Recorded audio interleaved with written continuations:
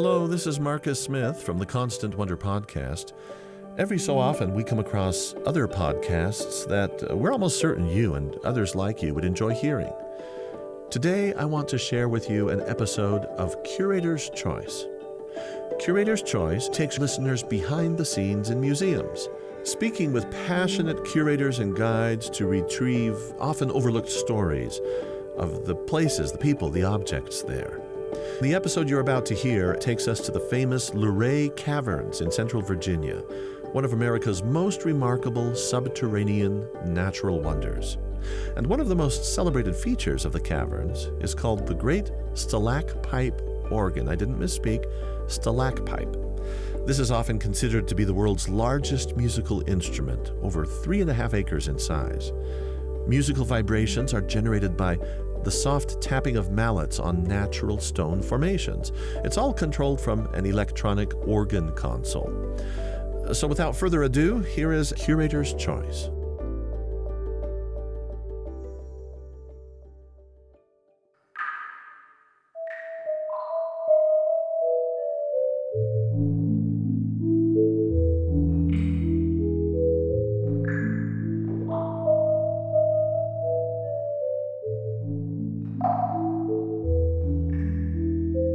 Hello everyone, and welcome to another episode of Curator's Choice. You might have noticed that the intro music is a little different this time around, and it's because that is the sound of the Great Stalacpipe Organ in Luray Caverns playing Fior-Elise. Obviously, that's going to come up later on our episode today, and we're at Luray Caverns. Luray Caverns is in Virginia, and it is one of the most decorated cave systems in the world, or at least according to the Smithsonian. And we're going to be exploring not only Luray Caverns, but they have a lot of other tourist stops in the area. So they have the Shenandoah Heritage Valley Museum, they have the Car and Carriage Museum, they have a little toy museum where you walk through and can see old toys of the day. So there's a lot going on, and we're just going to start with Luray Caverns, and in the next few episodes, we'll be covering those other amazing museums. Another reason why today's episode is special is I'm interviewing 3 people at once. I was a little intimidated, but I think the chemistry was awesome and they were such a fun group. I'm sure you're going to enjoy this episode. First, you're going to hear from Bill Huffman, who is the Director of Marketing and Public Relations. Then we'll be speaking with Tara Jewell, Senior Sales Representative, a former tour guide, and then Larry Moyer, who is the Great Stalacpipe Organ Engineer. If you'd like to see pictures of today's episode, please go to curatorschoicepodcast.com, or you can check us out on Facebook and Instagram. All right, let's get started. I have worked at Luray Caverns. I'm in my 19th year, and that's not counting high school and college. So you're a true Luray nerd. We all are. It's such a great company to work for and a great place, and people come and stay, and they never leave. They never really. That's fantastic, especially after 19 years and you still love it. That's pretty cool. It is very cool, and it's a great place to work. It's so much fun to see families come and connect and enjoy nature and really create memories that last a lifetime, and that's what it's all about for me. Luray Caverns was actually the first caves that I've ever been to. So I'm from Nevada, and we have hot springs and desert.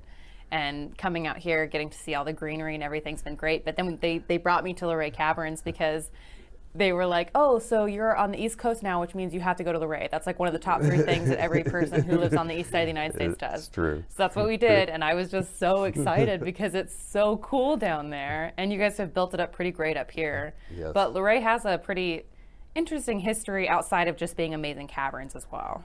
Sure. The town of Luray, or just Luray, how Luray Caverns was discovered? I don't know much about the town of Luray, to be honest. I'm assuming it's here because of the caverns, but and this was a little while ago, so I can't be held too accountable for my poor memory. Yes. But I do know that Luray Caverns itself has an old history back to the 1800s. Sure. Luray Caverns was discovered on August 13th, 1878 by 3 local men, Benton Stebbins, Andrew Campbell, and William Campbell, and they were actually looking for caverns. They knew of a cave in South Virginia that was open and giving tours, and they thought, wow, if we could find a cave, we could make some money ourselves. So they spent a whole summer looking at every sinkhole on every farmer's land all around town, This was not a chance discovery. It was not a chance discovery. They were actually prospecting for a cave, if you can believe it or not. And they spent all summer, hot summer, looking at all the farmland, and they had actually checked this hill out once before, and they thought, well, we'll do it one more time. So, the townspeople thought they were crazy. They called them phantom chasers. But they did come and did see a little sinkhole, and they put their hand down and felt a little cool air coming out of about a quarter size hole in the ground.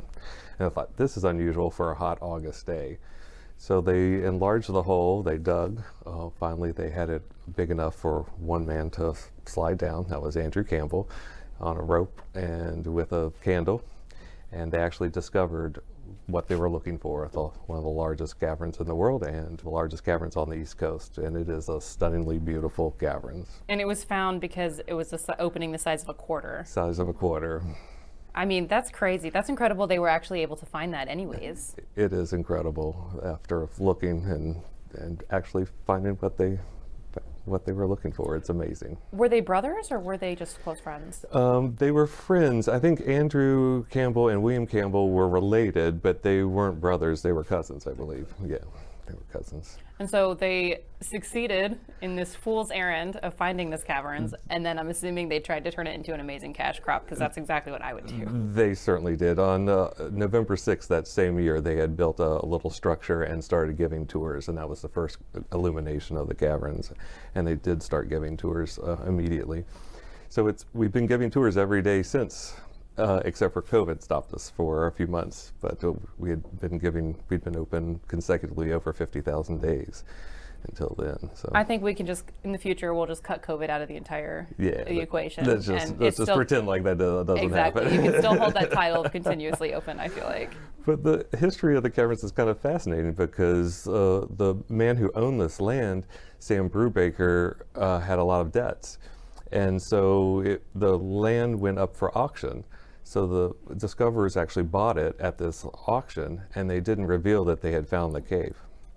So this went to court, and the court battle raged for years on the proper ownership of the land. And finally, it went all the way to the Virginia Supreme Court, where it was decided that the discoverers lost. So they didn't really get to reap the benefits of their reward. It took a couple years for the court case to go through. So they did lose the caverns property, and it went to Mr. Brubaker's creditor, which was actually his brother-in-law. And his brother-in-law sold the land to the Luray Cave and Railroad Company, which is actually a subsidiary of the railroad of Norfolk Southern. So the railroad owned it. They built a little shack and they were doing some tours. And then the legal battle started happening. And so they didn't really hardly make any money off of their discovery at all. And they lost the property that they had technically bought. That's correct. Man, that sucks. That totally sucks. Dang. Yeah. So, and this is probably like outside the scope of this, but I'm just personally curious. Yeah. How were they able to lose the land? Was it just because they weren't honest about why they had bought it? Exactly. Yeah. So there was a hidden value of the land that they didn't report, and so that's how they lost it. Oh man, what a shame. Yeah, bummer for them. It really sucks for them. Yeah. And why didn't the original landowner keep it? You said it went to his benefit. He was in financial difficulties and had a lot of debts, and the land went up for auction to kind of pay for his debts, and that's when the discoverers bought it. And of course, finally when it went through the court system, it kicked back to whoever held the lien for Mr. Brubaker's property, which was his brother-in-law. So now the railroad has it. The railroad. What did the railroad do with it? They built a big hotel in Luray, and people would come on excursion trips. They would get off at the train station, take a wagon out here, and tour the caverns. I mean, those people were hardy back then. They would come in their full woolen clothes and have a little torch, and it was, not the paved pathways we have today. There were more gravel, rough, little walkways, and they would come and tour. I mean, it was a big discovery. People knew about it. It was in the New York Herald. It was all over the place that those beautiful caverns had been found in Virginia. I was griping about having to drive down that curvy mess that's next door. I can't imagine having to trek in a covered wagon. No doubt. Maybe I should just stop complaining so much. Yeah. So I think it was almost a missed opportunity, although it's probably a good thing that they didn't do it. But the railroad, they should have put a little cart in, little railroad cart rides. I feel like, I mean, that just seems to me an obvious move, but it's probably good that they didn't, so they didn't damage the structures that are in there now. Exactly. So how long was the railroad in charge of it? The railroad was done. Let's see, the railroad was in charge for about 2 or 3 years, I believe, not too long. And then it had various owners. It was sold to a land tract kind of investment group, and there was a local owner, and then T.C. Northcott out of Elmira, New York, rented the land here in 1901, and then Mr. Northcott finally purchased it in 1905 for $60,000. And is that what made Luray look the way that it is today? Exactly. Mr. Northcott really started the process of kind of making the tour paths, and the tour path has changed over time. So there used to be a lot of steps in the caverns. People would go in really tight places. All that has kind of changed today, and we have a kind of a more modern figure 8 pathway. You don't retrace your steps. There are no steps in the caverns. In 2019, we eliminated the steps for the entrance, and we have a brand new, lovely entrance. So anyone can make it down into the caverns if you would like to? You certainly can. So it has opened it up to a lot more people now. I'm assuming back before they kind of had the more figure 8 structure of going through, you probably had a lot of people going places they might not belong. And I'm wondering, did a lot of people kind of try to break off and steal some of the pieces? Well, at the very end of the tour used to end kind of, about a mile into the caverns where it is now. And that section was enlarged in the 50s, I believe, to kind of give a little bit, have a better pathway out. But that place, you can kind of see where people would break off stalactites. They just didn't have the idea of preservation that we do today. So it's unfortunate, but that's just the way it was. Definitely. Yeah. So I think that a lot of people might kind of know, it's a cave, what's in a cave, but what makes Luray so special? To me, Luray is very special. Luray Caverns is so special because of the beautiful decoration of the caverns. It is one of the most highly decorated caverns in the world, and the Smithsonian Institute even said that. So the Smithsonian Institution said that it is the most highly decorated caverns. So it's not decorated because you guys have ribbons everywhere. No, it's decorated with stalactites and stalagmites. So can you tell us a little bit about those, how they form, and I think really put into people's brains, they take forever to be created. They do take a long time. I'll let my colleague Tara explain that one. Perfectly. Okay, so I'll pass it over. In school, how I always remembered it was the stalagmites. The M is the mountains because they're growing up from the bottom up, like how the mountains look. That's how I always remembered stalagmites versus stalactites hanging down. See, we always say stalactites hang tight to the ceiling, and stalagmites might grow up to reach the ceiling. I have not heard that one. Well, and we have like a joke in the caverns that we do. I always did it on my tours when I explain the difference between them. And we have, when they grow together, or, stalactite reaches the ground, stalagmite reaches the top, they're called a column or pillar. I always called them columns instead of pillars, because if you're like me from around here in Page County, pillars what you sleep on at nighttime. People love that one. That works out perfectly. So what does make Luray Caverns so special in the terms of your pillars? So all of our formations, as Bill had said, it's very heavily decorated with all these formations, and the formations are all formed whenever there's water up on the surface, like precipitation. The water gets absorbed into the ground, it picks up minerals that are in the soil, and it continues to seep down lower into the earth. Eventually it enters into the cavern system through microscopic pores in the rock, and as the water drips and flows in, it deposits those minerals along the ceilings, walls, and floors. And over many, many years of this, those minerals will build up and reconstitute into these larger formations. But of course, that takes a long time to grow. On average, scientists estimate that most of our formations would take around 120 years to grow 1 cubic inch. Oh man, and doesn't that just break your soul when you imagine people just tearing off like 500 years worth of a tiny piece? It's incredible. I mean, it absolutely, you don't realize it. You know, the really cool thing I think about the caverns is that it makes you feel so small. You know, when you're standing in the caverns, you're in the middle of something that's hundreds of millions of years old, and, you know, even just the tiniest little bit of growth is probably significantly older than we'll ever live to be. And, you know, it's amazing. You wouldn't really think that until you actually just stand there and take it all in. And it's really cool. So when it's coming down and you're creating these stalagmites and stalactites, it obviously has to have a space to do that, like the opening of the inside of the caverns. What originally created that opening? Ooh, good question. It's really interesting stuff. So back during the Ordovician period, this is 450 million years ago, the sea levels were much higher. So this whole valley here was covered in water. It was all a large inland sea, kind of. So the animals that lived in that water would eventually die. Their bodies would sink down to the bottom, and over many years, with time and pressure, bones and skeletons compact and create sedimentary rock. So this formed a huge block of stone that ran all along the sea floor. And so after that, you know, the sea levels lowered, the earth was entering ice ages, so the sea levels lowered, then we have this whole area was cleared out, more land could form over top of that stone, and that all became underground stone. So this left sedimentary rock. It's actually today called Beekmantown dolomite, because it runs all the way from Beekmantown, New York, all down the east coast, down towards Florida. So it's really interesting because a lot of caverns, that are solutional caverns in this area, are actually parts of that same strip of dolomite hollowed out in different sections to create different systems. And what causes the hollowing out process is, it's really what makes it a solutional caverns, is that water in the ground combines with carbon dioxide in the atmosphere and in the soil, forming carbonic acid. And as that moves and shifts below the surface, it hollows away the openings of the caverns by eating away weakest rock.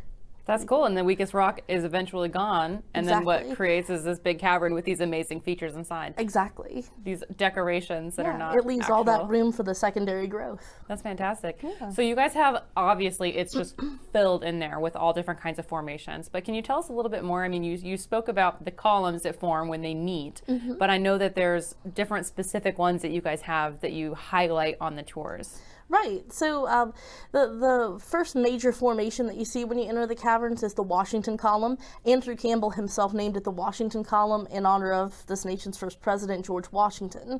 As you go deeper into the caverns, you see some really significant formations. The largest formation in the cavern system is 40 feet tall, 120 feet around the base in circumference, and is an estimated 7.5 million years old. And we call that our giant redwood tree because it resembles the trunk of a giant redwood or sequoia.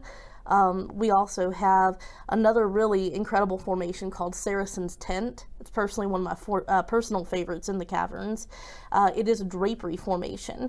Drapery is a little different than stalactites. They still come down from the ceilings, but stalactites form where ceilings are pretty level, so the water can come in and drip straight down. So it forms, you know, that conical shape of a stalactite.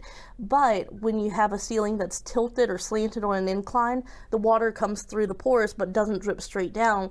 It's held to the ceiling by surface tension, and it trickles down along the ceiling, and it deposits those minerals it's carrying into a long, thin line. So over years, they form down into a sheet-like formation, and those are a little thinner than the stalactites, but they look like draperies hanging up, and they're just really beautiful formations.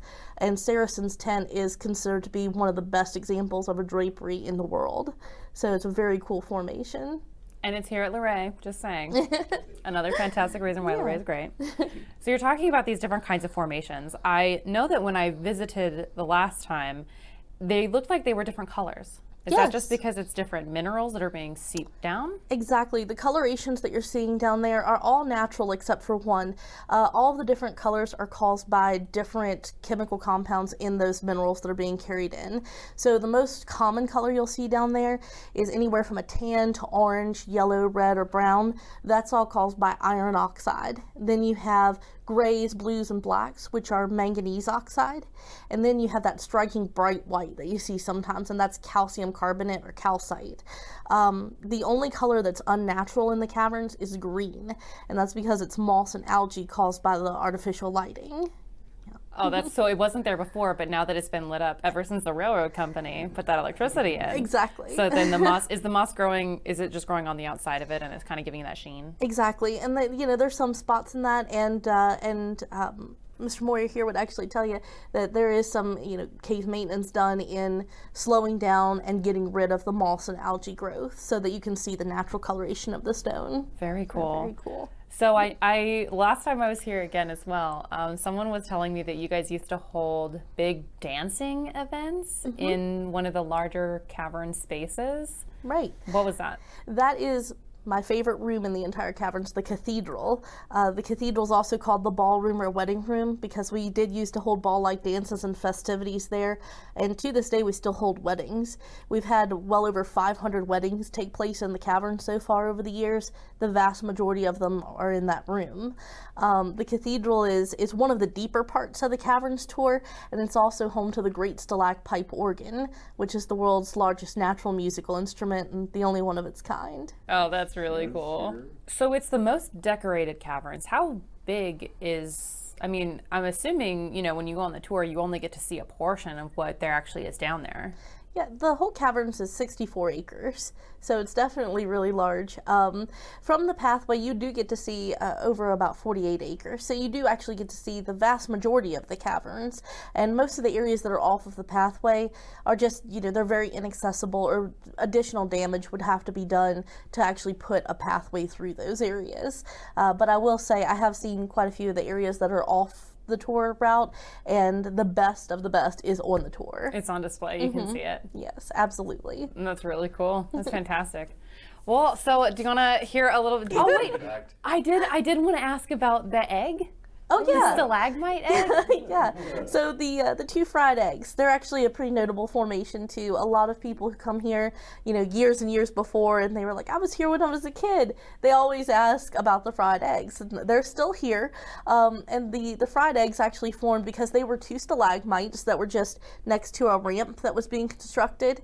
And they were just like any other stalagmite in the caverns, but the construction workers who were actually putting in that ramp cut those formations with heavy equipment, and it actually left the bases broken open, and it exposed the crystal inside of them. All of our formations here, they grow a dense crystal in them, and it's really amazing. But the center of these, they looked like yellowish, and then they had white rings of calcite around them, and they really did give off the look of two fried eggs. People used to be allowed to rub them for good luck, but the oil in our skin does discolor the rock, as well as, it can stop any future growth. But those formations are considered dead formations because of everyone rubbing them for good luck. No matter how much water drips on them or anything, they could never grow more. But because of all that, you can also see that the fried eggs no longer really have a yellow yolk. They're a little more grayish. So a lot of people say they look like oysters on a half shell now. Oh man, this side of the country with y'all's oysters, it is a force to behold. I've never had an oyster until I came out here. I'm not on the oyster train. Let's just say that. I grew up here and I'm not either. Yeah, same. I'm not a fan. Validation. All right. This is good. Yeah, so the wishing well is towards the end of our tour as well. It's right before the fried eggs. The wishing well is the deepest body of water in the caverns. It's 6 feet deep. It has a really interesting turquoise coloration, and that's caused by the copper from pennies that were tossed in. Over the years, it gradually stained the rock that color. Every year, we actually do drain the well, pull out all of the coins, and put them into a savings account in the bank. And then once we've saved up a really large, respectable amount, we donate it to different charities and nonprofit organizations. Okay, so I have to butt in here just really quickly. There is a section that's coming up where a lot of really fun stuff was talked about, but unfortunately, it was from someone who wasn't with the mic. So I'm just going to give you a quick rundown of what they said because I don't want it to be missed, but the audio is basically unusable. So she mentioned that for the amount of money that they usually get each year is generally about $30,000 to $40,000 that they're able to give to charities.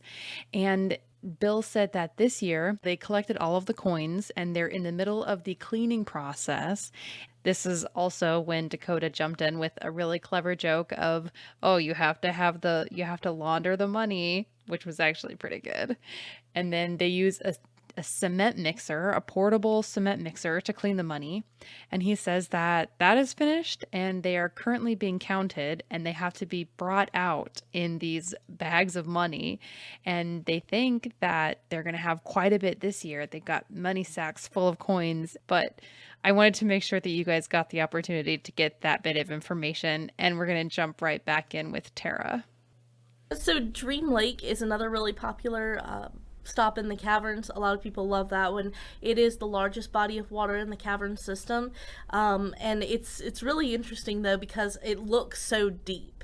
But it's not. It's so shallow, and the really cool thing is that it looks 5 to 6 feet deep in most areas, but in most areas it's about a foot deep. The deepest it gets is about 18 to 20 inches deep at the very deepest point. Why does it look so deep? Yeah, well, the reason why it gives that is because it has a perfect mirror reflection of the ceiling above. So it's such clean, pure water. It's all naturally filtered into the caverns, and it's so still that it actually provides that perfect mirror reflection. So it's really deceiving. But then if you, like, for example, shine a light down on the water, you can very easily see the bottom of it because it's right beneath the surface there. It's really cool. I'm also curious, this is also just kind of another random question that I thought about, but they're continuously growing, right? The inside of these caverns. Are there any examples today of a cavern like that just completely being full? Like just filling with these stalagmites and stalactites? Yeah, absolutely. I mean, you gotta keep in mind, even though this is one of the more heavily decorated caverns in the world, it's also a very, very large cavern system. So there's a lot of space to fill in. So, it's certainly possible to have much smaller cavern systems that are almost completely filled in with formations that make them pretty inaccessible. None of them that I can personally think of, that would be really open to exploring it all. But they definitely would exist out there, and given the chance, if they have long enough to do so, most cavern systems would become much more filled in, and that includes ours is still active and growing in some areas. There are some caverns formations that are just continuously wet, so those are still constantly growing, and who knows where they'll be thousands and thousands of years in the future. So it's certainly possible to have that somewhere in the world. Absolutely. Are there any myths and legends about your caverns? And I bring this up because we just watched The Cave. I'm not saying I would recommend it, but we had it on in the background, and there were these crazy bat-like creatures that were hunting the explorers, and of course they could see through sonar and all this. But I'm just curious, do you guys have any myths around? No, I really don't know of any, Not actually. I'm particularly. sorry, not particularly. You're crushing my superstition dreams right now. Sorry. Are there any ghosts? I guess people have to eventually have gone missing at some point to have the community around it come up with scary things or scary sounds, but We don't know of any paranormal activity, but I will say that we do have an interesting spot in our tour called Skeleton's Gorge. And yeah, that seems like something that you'd be interested in. So Skeleton's Gorge and the Princess Column that's in Skeleton's Gorge were actually both named that because when the explorers first came through back in 1878, they actually discovered at the base of that column down in the gorge several bones. And these bones, when they excavated them, they actually had them kind of studied.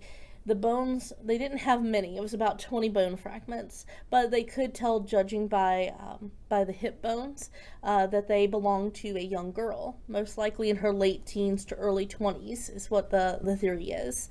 And then the fact that they were embedded in several inches of stone was really interesting, because that kind of gave us a little bit more of an idea on what happened, where she came from. See, the first theory was that she was a Native American who had found the caverns before the explorers had, and that she got lost and died in the cavern system.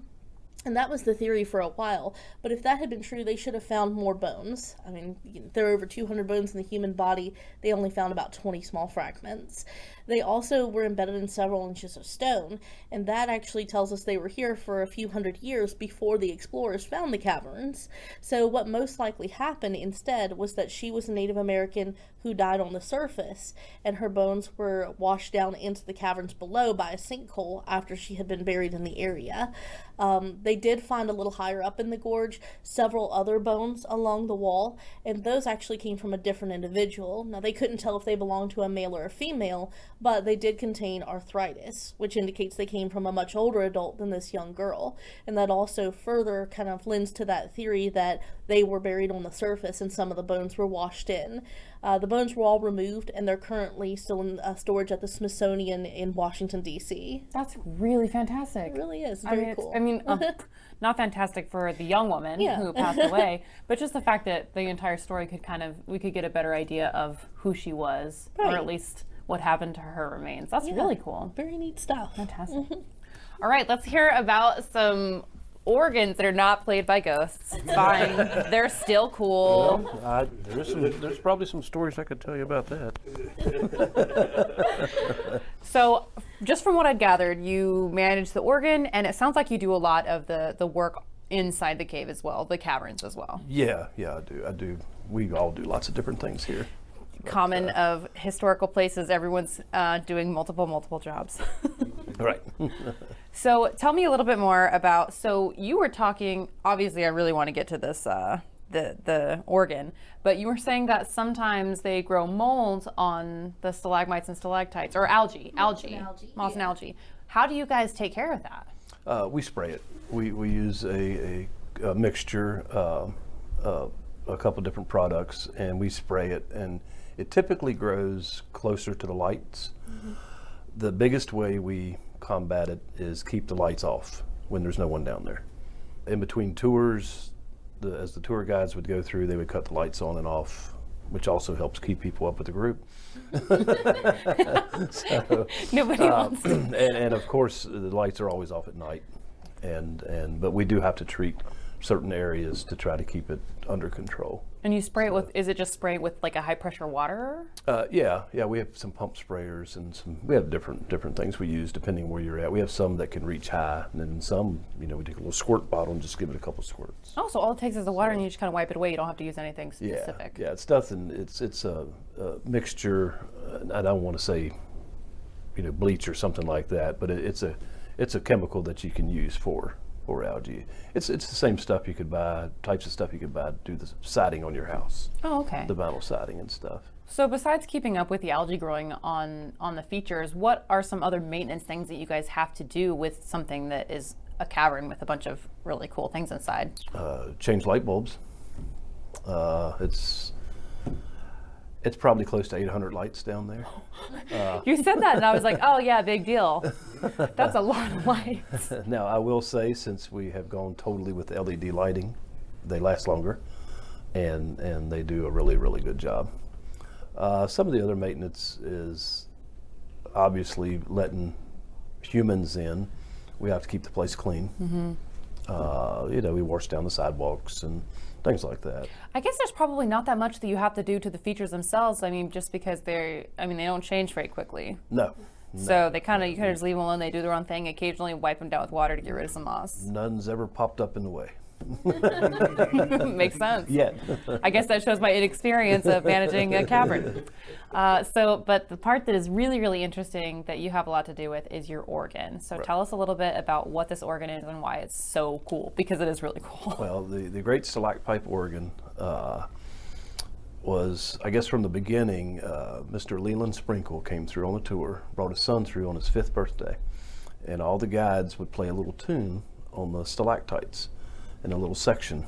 And he got this idea as he was driving home. He's like, he was an engineer, by the way, and an organist, and he said, I wonder if I could make an organ to play music and use the stalactites as tone sources. So he came back, approached the owners of the company, senior management, and they agreed. And the way I understand it, they agreed on a handshake. And he started in 1954. It was first played in 1957. So it took him a couple years just to kind of get everything. Right, and I imagine 3 years. It's probably incredibly complex because you have to find the right tone for the right. Right, and what he did, he would scout for tones and he would go all over the cave and pick ones that were as close as he could find, and then actually tune them to concert pitch. And they're still being used today. It covers 3.5 acres, and that makes it the largest musical instrument. How does one tune? Was he just like shaving off little bits? You sand it, just sand it okay. down. Mm-hmm. Yep, you would find one that you of course can't add to it, but you can take them down. And if I remember correctly, he actually found, is it 2 or 3 that were considered close enough to be concert pitch. But Just the rest, naturally. Yeah, but the rest had to be tuned. How many are there?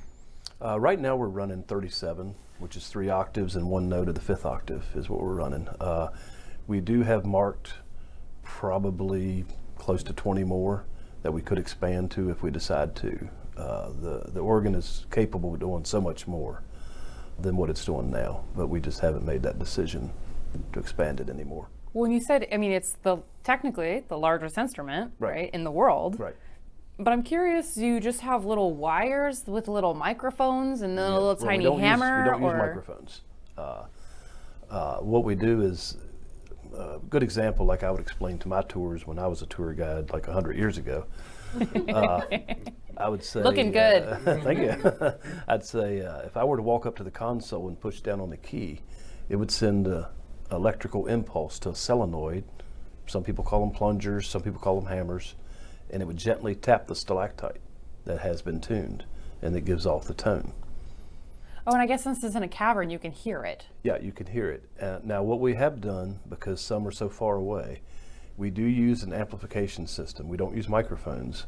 What we do is we use a magnetic pickup, and it's basically like a guitar pickup type thing, and it sits next to the stalactite. Of course, you can't really see this. I guess you can, but it sits next to the stalactite, and there's a bolt in the bottom of the stalactite.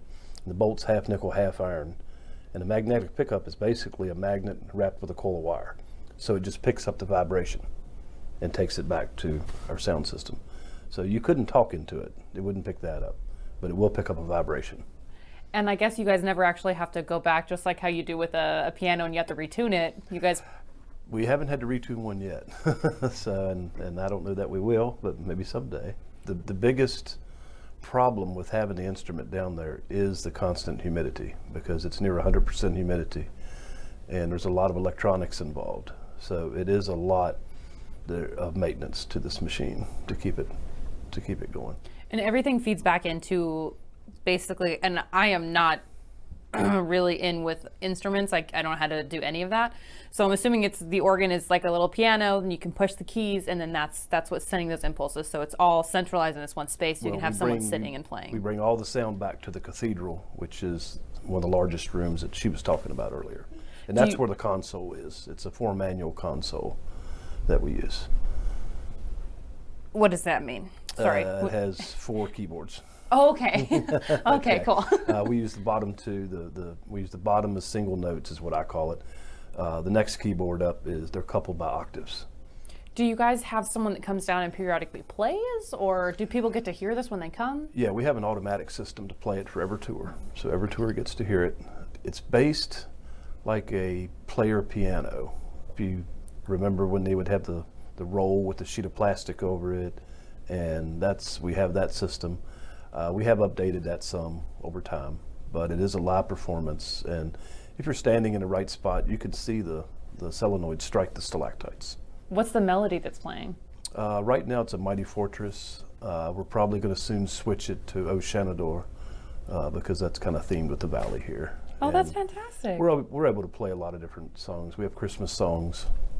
We have America the Beautiful. I can't remember off the top. We got a bunch of different things we could play. So what they were telling me earlier is that they're going to tune it to play the Curator's Choice opening intro song. They don't know this, but no. So I'm curious too, when you guys do like weddings and things, do you play the wedding song? No, I have not made that for it yet. We have talked about that. We had a meeting not too long ago. We were talking about if we should offer that or not. So you said it's the automatic, so it automatically plays, but can someone sit down and play it? Yes. Oh wow, that's pretty cool. We don't offer that very often. We haven't played for special occasions. We've had some few things like, was it Good Morning America was here, some different things like that's been here, and we would have someone play it for them. That's really cool. So you can't just be like, hey, look, I play piano. Let me give it a shot. Something a little bit more prestigious. No, I keep it locked. All the time. Well, and then you would definitely get that one parent that's like, no, my child's a prodigy. And they come over and they just start banging the keys. Yeah, Like, oh. exactly. Yeah, we're very protective over the instrument. That's really, really cool. Well, thank you guys so much. This was so cool. I learned so much today. Welcome. Thank you for coming. Thank you. Yeah, no, it was fantastic. I'm so excited. This is going to be a great episode.